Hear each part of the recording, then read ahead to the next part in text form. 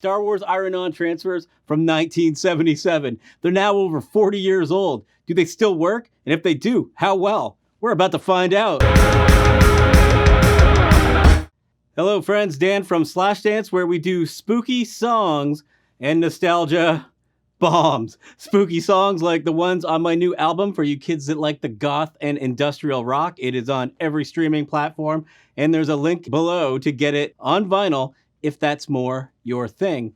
And other times we do nostalgia bombs like what I've got for you today, this Star Wars Iron-On transfer book from 1977. We're going to pick out a design, iron it on, and see how well it still works after 44 years. A lot of you probably know the story that Star Wars was expected to be a hit, but no one expected it to be the biggest box office draw of all time. So they were totally caught off guard on the merchandise, and the toys weren't even ready for Christmas. So anything that they could pump out in 1977 quick and easy, like the board game, they capitalized on. So with this book actually making the shelves in 1977, it was definitely one of the popular early pieces of Star Wars merchandise.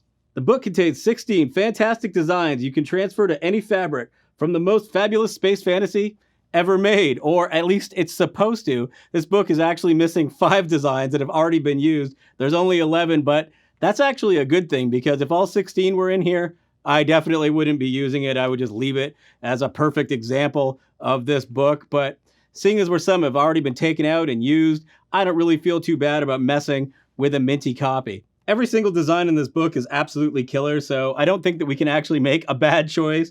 The one that I would have picked hands down if it was still here is this one that Darth Vader is wearing that says, Darth Vader lives, and Vader is misspelled with an A. I would have went with that one, but it's not here. So I consulted my beautiful wife and asked her which design she liked the best, because there's another factor to take into consideration. All of these have to go on lighter colored t-shirts, and it may surprise you to find out I don't have any and probably will not be wearing any. So this shirt is just going straight to her wardrobe, and she picked R2-D2, a decision I can totally get behind because, well, he's both of our favorite characters. Yay! Crowd participation moment. Take a second before I start to let me know in the comments below what you think is going to happen. Do you think this is going to totally work? Do you think it's not going to work at all? Do you think that I'm going to botch it? Do you think that it's going to be half and half? Let me know, and then let me know if you were right or wrong. All right, let's go.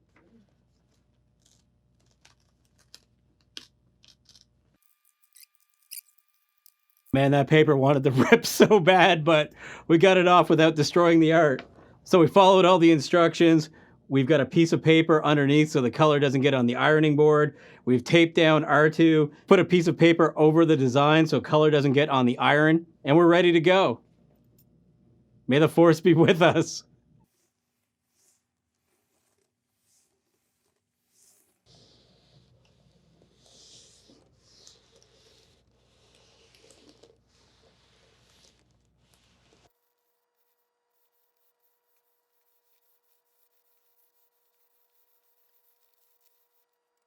All right, so the instructions said to let this cool for a minute, so we did that. I am totally nervous to see what we got right now. So the tape is up. We're going to carefully take this off and see what we've got. It looks awesome. It looks so 70s. It's so... Oh! Something happened on the bottom. It's almost perfect, but let me get the paper out. It's almost perfect, but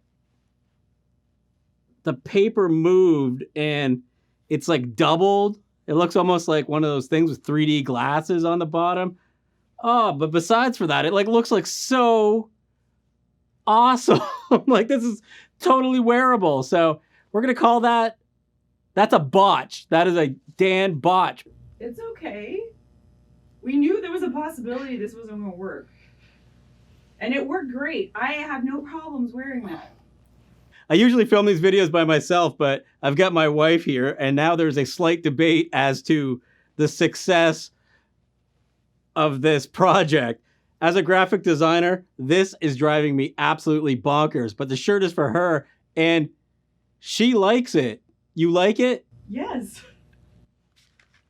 It's good enough for her, but it's not good enough for me. I think we can do better. Do or do not. There is no try. So, that's for you. Let's do it again. This design also has R2 on it. You dig this? That's great too.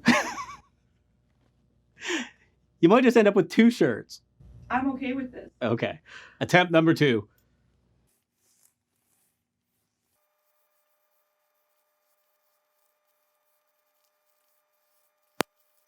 I guess the lesson that we learned is that we probably should have taken a design that we didn't like that much and use that as a tester, but we've learned, so we're going to find out if we do any better the second time. We were a little bit more careful about making sure the paper didn't move, so.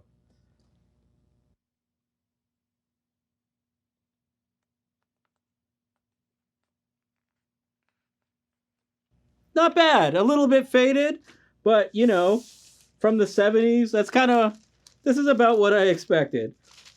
Probably can't see it that well on camera. I'll put it up closer. It worked. It's totally faded, but in a way that's actually cool. I like it. Do you like it? I think it looked great. Okay. I had to try the shirt on so you guys can see how it looked. And now that I have, I'm actually super happy with how it turned out.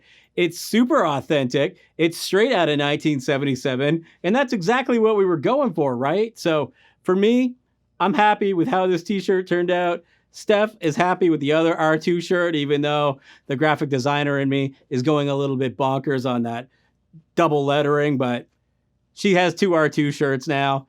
I am definitely not a Iron-On expert, but we had a lot of fun trying it out for you guys. I hope you had a lot of fun watching it. Come find me on social media. Hit the subscribe button and the bell notification so we can see each other again. I love y'all, and I'll talk to you next week.